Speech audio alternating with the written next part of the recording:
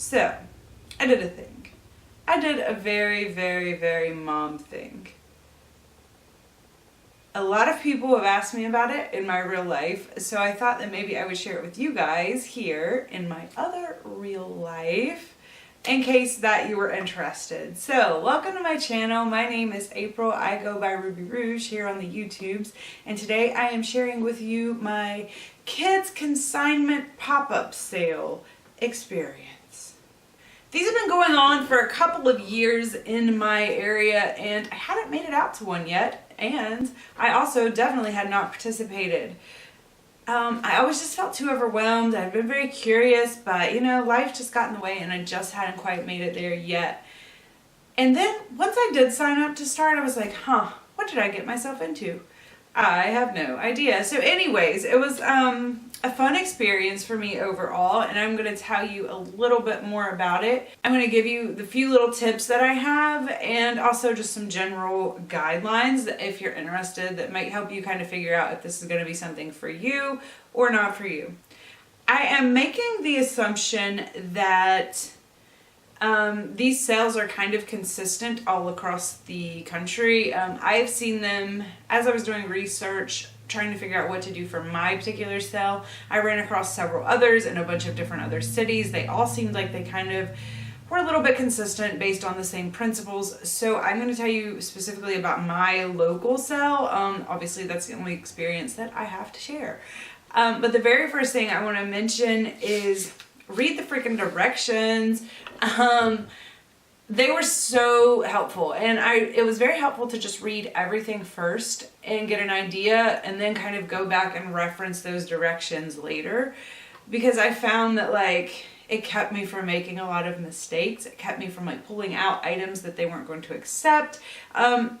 The directions were pretty clear cut. They were very, very organized. So I can say that about my particular local sale. They were very specific about what they wanted, what they didn't want. They had an FAQ section that basically answered any question that I could even possibly think of to ask. So yeah, I really didn't, it was very self-explanatory. Read the directions, save yourself some time. So also check for other incentives. For my sale in particular, there was a volunteer opportunity. It's certain levels of volunteering raised your commission level. My particular level, I did one 4-hour shift. I got a $5 gift card. I got a $5 fee, a sorting fee that was waived. I also got to shop early for the sale, which actually turned out to be a pretty big perk. And I also got to shop early for the discount day, which was also nice. So all in all, it was fun for me to volunteer for the sale. I like retail. I miss working retail. I like being I don't know, I just like it. Always have. So it was a fun little thing for me to do something different and just experience something new and, you know, just be out there in the consignment world. I enjoyed it. Obviously, the first thing you're going to have to do if you're going to sign up for a sale like this is get your stuff together. I do a yard sale every year. I've done a yard sale pretty much every year for the last 10 years. It's just became a part of my life as I've decluttered and grow and change. I just found that having a regular yard sale has really helped me to figure out what to do with some of the stuff that I declutter. And I think that that's one of my personal biggest hang-ups. If you followed any of my decluttering journeys, it's not necessarily so much that I want the stuff, it's that I don't know what to do with it. And I don't want to throw it in the trash. I want some value out of it because maybe it was expensive or something like that. So anyways, I've been doing a yard sale, and what I found the last couple yard sales that I've done, they've just been miserable. People have been so not wanting to part with their money, and it's not, I don't think, because people are doing so bad, or I feel like that it's just a mindset change. There's this mindset change about yard sales, and they want everything for $1. Everything. And that's not how it used to be for me. And so after this last yard sale that I had this spring, I was like, you know what? I just don't think this is worth it anymore for me to do. I stood outside of my house for 2 straight days and made $300. Not to mention I had shuffled this stuff in and out and moved it around from place to place. And I'm like, you know, this is not worth it for me anymore. So I'm like, let me try this consignment sale. That being said, I told you the whole yard sale tangent because I'm really organized. This is something that I do all the time, so I'm really organized when I put things away. I put things away together. So it was very easy for me to run around the house and get things out. My first piece of advice to you about what you decide to get out and not get out, don't get out too much. You don't want to have a bunch of stuff where you get yourself overwhelmed.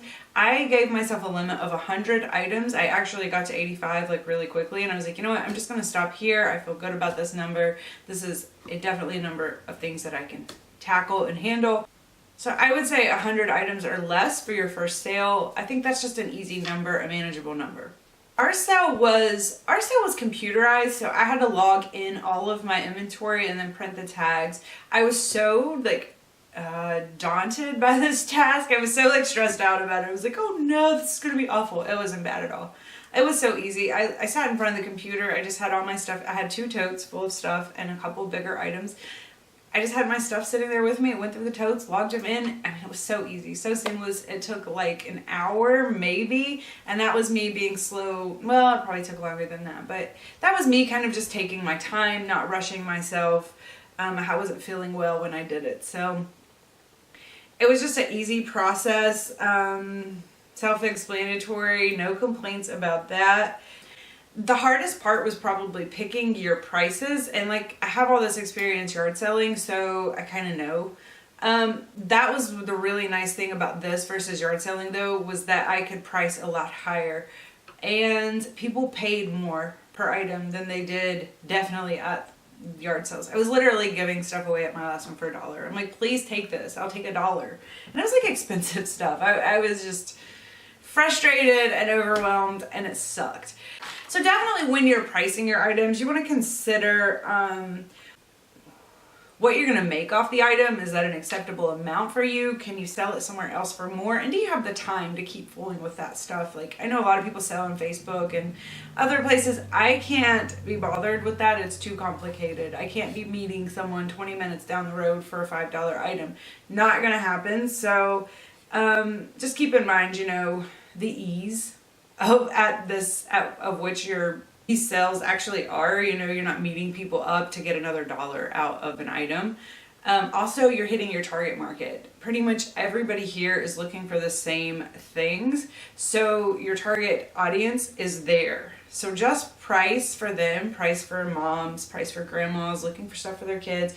Think about them. Think about what the item cost when it was new. I had some really, really, really cute clothes, and I was like, oh yeah, $6 for this shirt. And I was like, oh yeah, I only paid $4 for it. And that was the original price. So some stuff I'd got at Walmart, I was like, oh yeah, never mind.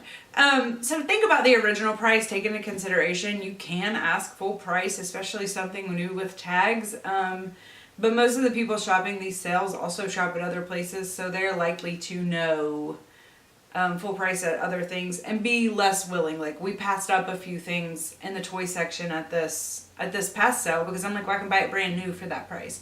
So price a little under, I think, full price. That will make your item more alluring. But so definitely consider that. Also think about what you would be willing to pay for something secondhand. Obviously, probably not full price.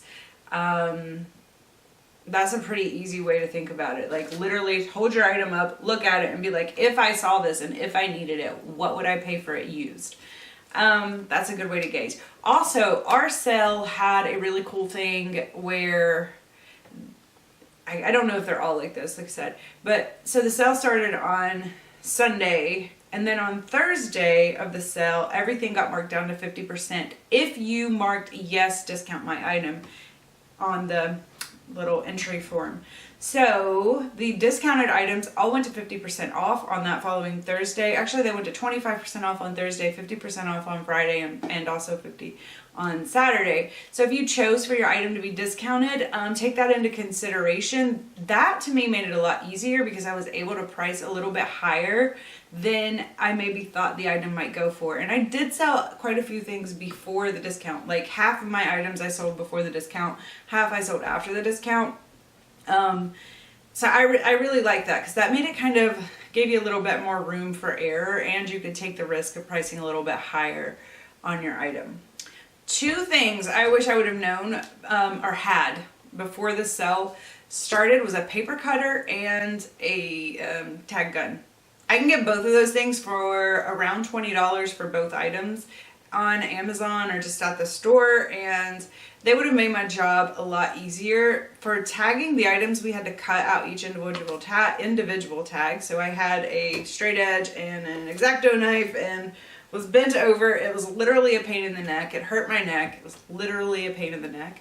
So I definitely will invest in a paper cutter for next time. Also, the safety pins were really hard to, in my opinion, they were really hard to get on and to use. I stabbed myself in the finger and there was blood.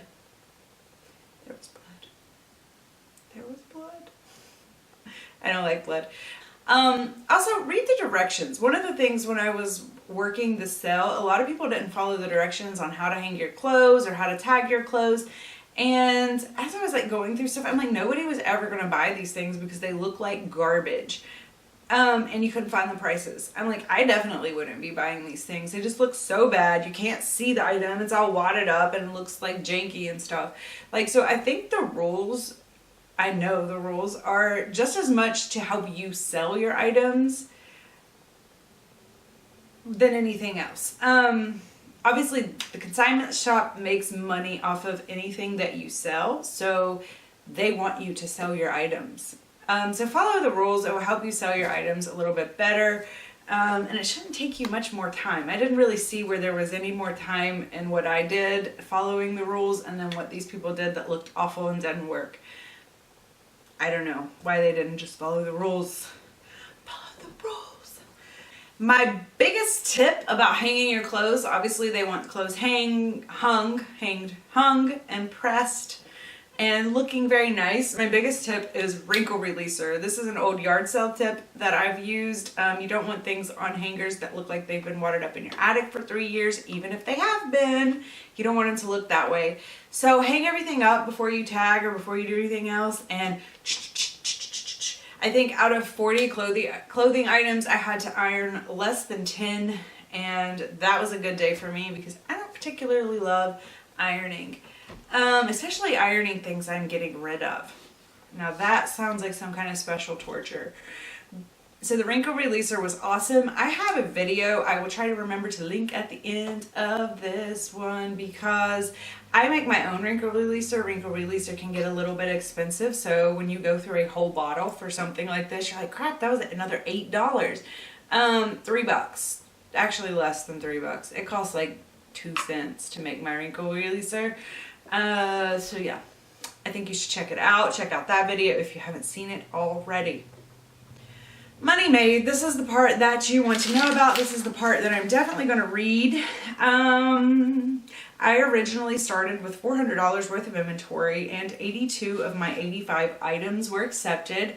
3 of the items, they had misjudged the space, so they would have taken the items, but then when they got everything set up, they were like, I'm sorry, we had to change the rules a little bit. So I followed the rules, but the rules changed. That's not cool. No, seriously. It was fine. I'm just being, I don't know what I'm being today. I'm being weird. Anyways, 82 of my 85 items were accepted. I sold $168 worth of inventory out of $400. Curious, I want to go back and look because that just seems like such a discrepancy. Half, 200, what didn't I sell? Anyways, based on a 70% commission from me and a $5 participation fee that I had to give back to them, I came home with $112. I know this is not a ton of money, and back when I was working full-time, I would probably think twice before doing something like this. However, this really is a good way to get stuff other than get rid of stuff other than trash it. I also, on that note, I still have inventory that's tagged and ready for the next sale. I don't believe that my items didn't sell because they won't sell. I believe that in these kind of situations, it's just kind of competitive and people can't see everything. So I do have stuff tagged and ready for the next sale. All I have to do is transfer my inventory. So hopefully I can sell some of this at the next one. And if I don't, at this point, it can go to the Goodwill or some other donation. Like I said, I made much more money doing this per effort than I did my last couple yard sales. So I think that this is kind of my game plan to do for the next little bit. I'm going to do the next couple sales that come along and use this as a way to get rid of some of the baby stuff, especially the kids stuff. They do take other items. So yeah, I mean, it's a good way for me to kind of keep a steady flow of things going out. And I already have my organization plan. I've already got it. I'm ready. I know exactly what to do to make this flow super easy. I know where to keep the stuff. I know where my supplies are. So I feel like the next one, I will be much more profitable per effort than I was for this one. Do I think you should do one? Had you mentioned this to me when I was working full time and tried to talk me into doing it, I probably would have freaked out on you. I couldn't handle one more thing on my plate when I was working full time, and this would have been a total waste of my time at that point, because to me $100 was like good. Of course I would love to have $100, but my time at that point was so crunched and so valuable and just insane. Like, I wasted so much money just because I didn't have time to do things. Yeah, there's this whole time money thing that I've been thinking a lot about lately, and it's crazy how much more money you waste when you're just so busy you can't do things for yourself. It's insane. It's crazy how much less money I can live on now that I can do things for myself. I don't know. Anyways, crazy, but yeah, it's totally, if you're busy, just don't. If you are really super interested and you want to get some money out of some big ticket items, find out what their minimum is. At ours, I think it was 10 or 15 items. Just do the minimum and let it be. They also, our sale offered a tagging service where you made 50% commission instead of 70% commission, and you didn't have to do any of the work. You also had to pay, though, a higher participation fee, I believe, and something else. So you're definitely not going to make as much money doing that, but that would be a good way for you to still get something other than just donating. Now, I'm all for donations, but I realize, sometimes we pay so much money for things and we kind of make these stupid decisions that we would just love to get a little bit out of what we spent and what we lost. So I get it. I'm there with you.